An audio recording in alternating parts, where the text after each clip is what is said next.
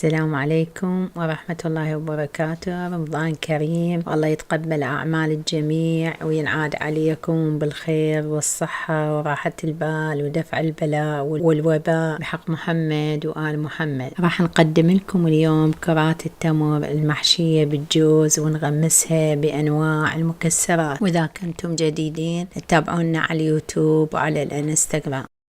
عندنا كيلوين من التمر منزوع النوى، نخليهن بمقلاية ونخليهن على النار بخاشوقة سمنة، دهن الحر اللي هو منكه، والتمر يكون منزوع النوى، ونعرضهن للنار لمدة 5 إلى 10 دقائق شوية لمن التمر يطرى.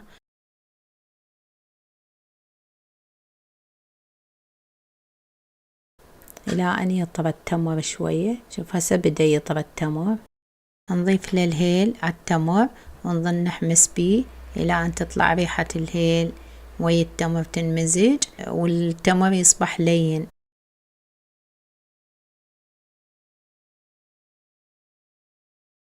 إلى أن يصبح لين نشيله من النار بعد يكون جهز. هنا بنبدأ نكور به.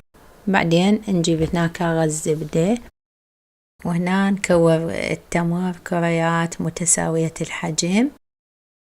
هسه عندنا كراتين ونفتحها من الوسط ونحشيها بالجوز ونغلقها مضبوط ونساويها، وإذا فد شي زايد همينا نشيله من التمرة، نشيل الزايد الإضافي ونسويه متساويات الحجم.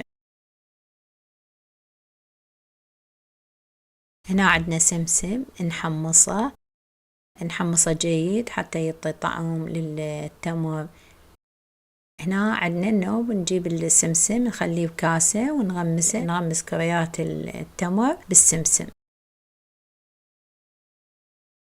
طبعا كملناهن. هنا النوب سوينا كم حبة جوز الهند همين غمسناه، تكون راح نشكلهن كل 5-6 حبات.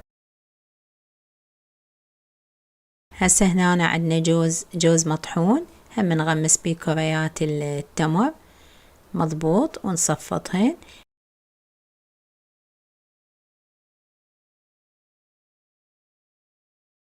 هسه النوب هنا عندنا شرايح اللوز همينا نغمس كريات التمر ونصفطها.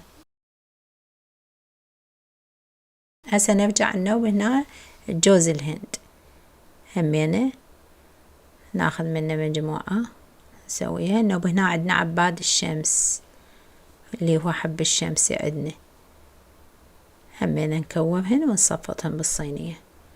كل ساف من شكل، يعني شكلهن تشكيلكم بالصينية تشكيلة حلوة. هسه النوب هنا طحنا فستق حلبي وهمينا غمسنا كريات التمر فستق الحلبي،